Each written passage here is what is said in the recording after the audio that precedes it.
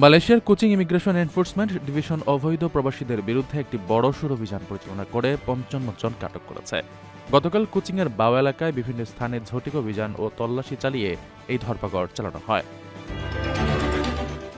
২৪ জন immigration কর্মকর্তার একটি বিশেষ দল এই অভিযানে অংশ নেয়। তারা মূলত সিনিওয়াল সেন্ট্রাল, পেকান বাও এবং কোচিংয়ের বাতু ৩ এর বাণিজ্যিক এলাকাগুলোতে অভিযান চালায়।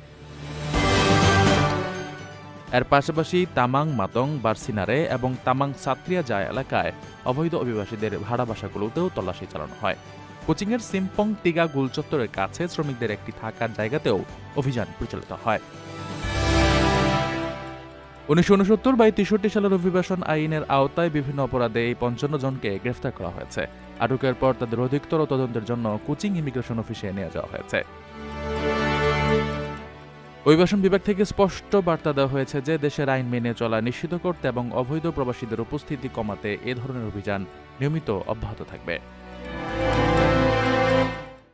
প্রবাসীদের জন্য নির্মাণ হচ্ছে দেশের প্রথম স্মার্ট সিটি, যেখানে থাকছে স্কুল, মসজিদ, হাসপাতাল, সুইমিং পুল, হেলিপ্যাড, জিম, পাঠাগার, সুপারমার্কেট, শিশু পার্ক সহ সকল নাগরিক সুবিধা।